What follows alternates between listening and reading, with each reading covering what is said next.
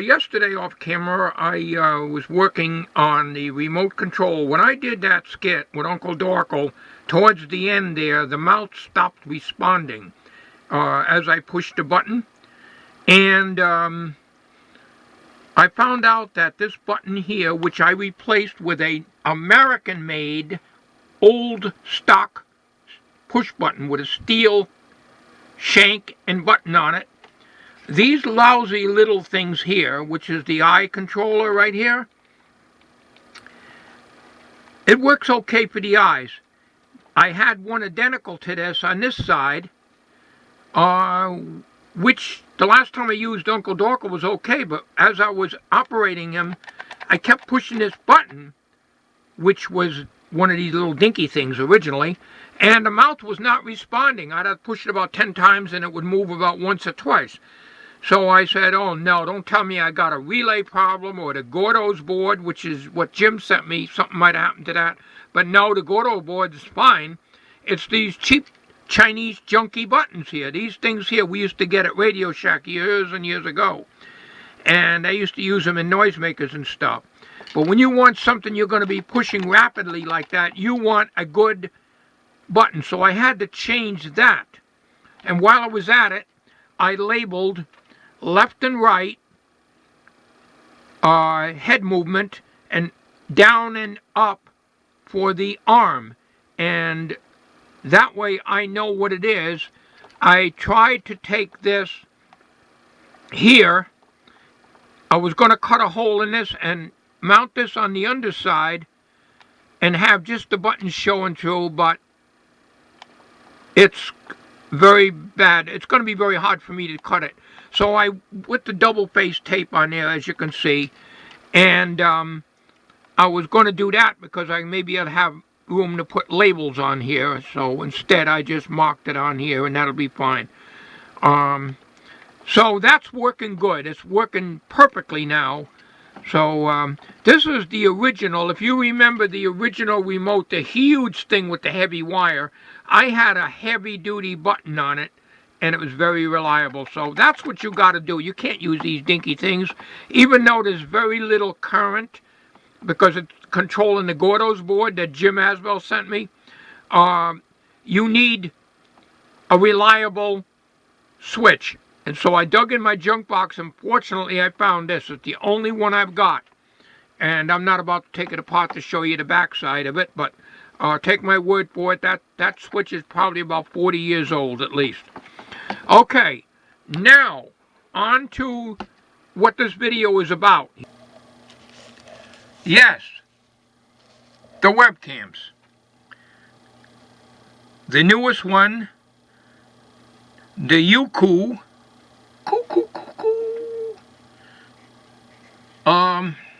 I made some tests last night in the house.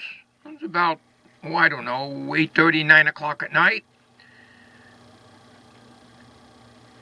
For the low light capabilities of this camera, because if you use it at night driving, I don't drive at night because I can't see at night. So I don't drive at night at all. But this camera here is very, very good in low light. In total darkness, no, because it does not have LEDs, night vision LEDs, which you don't want anyways, because they'll only reflect off your windshield. It defeats the purpose. They're not much good. They're only good for maybe 10 feet at the most, maybe less than that. However, I made some tests last night in the bedroom with a 60-watt incandescent light bulb, which is what we use, in the bedroom where my computer is. And it's just as clear and bright, almost as much as outside. On the black web, it was very, very dark and purple, which I'm going to show you outside. I'm going to make two tests. Now, I don't know how to do split screen or side by side like Doug. I can't do that. I tried. I can't do it. So I'm going to simply show one and then the other. And that's the way we're going to do it. In other words, I'll show the black web and then I'll show this camera, or vice versa, in the same lighting conditions. I will just walk around the yard. We're not going to put it in the car. And we'll check for detail. I am also going to do a very quick shot in the shop here with both cameras. And now I'm going to be running this. I'm going to have to, because of this is a MOV file. What I'm using for a camera right now is the Kodak PlayTouch, so I can get closer. So the Kodak PlayTouch is MP4, this is MOV, and this is AVI video format. So let's get started on this. I'm talking too long, video's going to be too long, and I may have a problem with it. I'm going to try to run it through Windows Movie Maker. Windows Movie Maker does not like long MOV files. It corrupts them when it's done. So if that's the case, I can't put an overlay over it to tell you this is the Youku camera and this is the black web. I'm not able to do that in Sony. I cannot overlay text. As I said, I just can't do it. So the only thing I can do is put a beginning title on it. That's the only thing. So anyways, enough of that. Let's get started here. First of all, there's going to be an inside shot of the workshop using both of these cameras. Okay, I am using the black web. This is the second test on it. First test did not get on this video because the audio was turned off. Apparently you've got to keep setting the audio on each time you use this thing. Now if you look at this, I'm only doing a bench shot here. The digital meter up here is showing purple. That is supposed to be a gold finish on it. The meter above that is orange. That's correct. It's kind of pinkish on the oscilloscope red knobs. Pinkish here. These are red.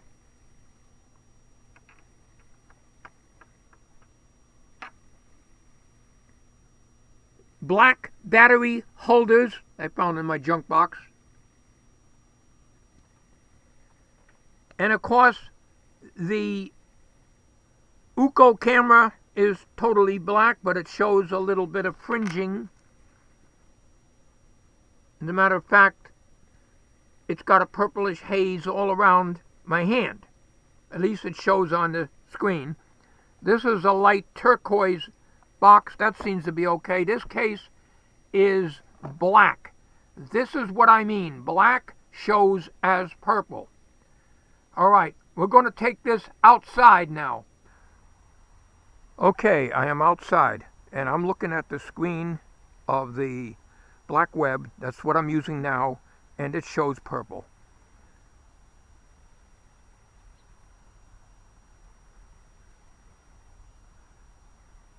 The shed is purple.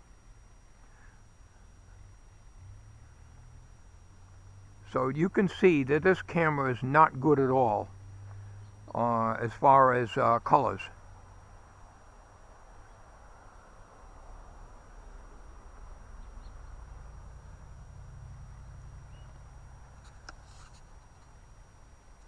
Now I'm holding this steady because I want to do a comparison shot of the detail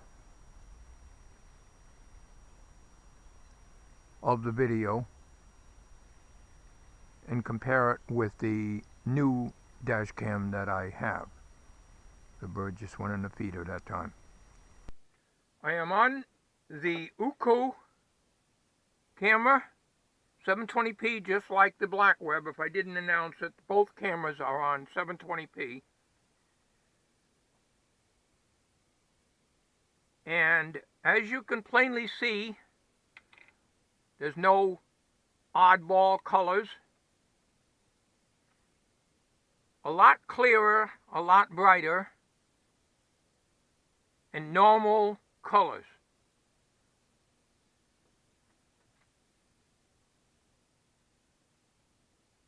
The bottle of glue has got the normal colors, no pinkish look to them. The oscilloscope has the red knobs, which are red.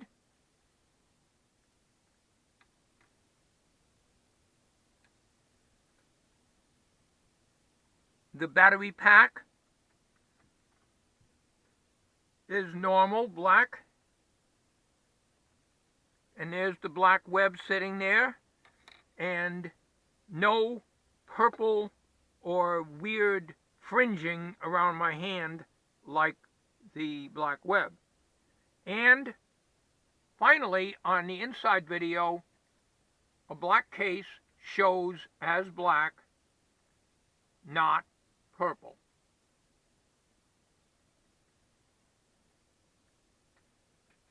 So we got a good inside video, but you can see that the colors of the shed is normal. Going over here, which is where I was with the other camera. Just by looking in the viewfinder, to me it's a lot sharper. Of course, natural colors, as I said, a lot better. It's very true that the sound is down a little bit on this. In Windows Movie Maker, I can crank the sound up a little bit, but I do have a problem with long MOV files rendering in Windows Movie Maker because the files get corrupted somehow and they will not play in anything. Okay, I am using the Uco camera inside the shop.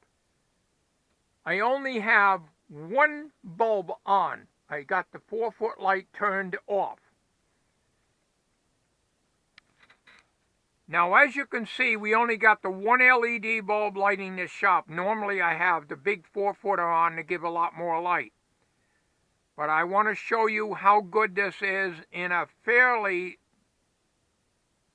dim lit room. This is about what the bedroom would be last night when I made these tests. Alright, so this is the Uco camera, the one with the 170 degree wide lens. And now we're going to go to the black web using the exact same settings. Okay, I'm on the black web. I don't know if the sound is still working.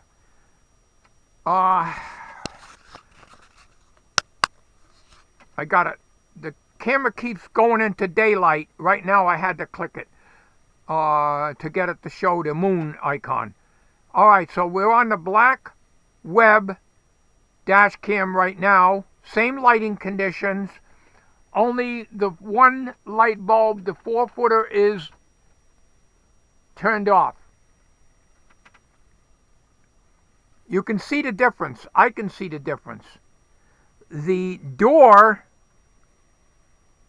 to me, looks very, very dark. Everything is very dark. But this is what I wanted to show you. Thanks for watching.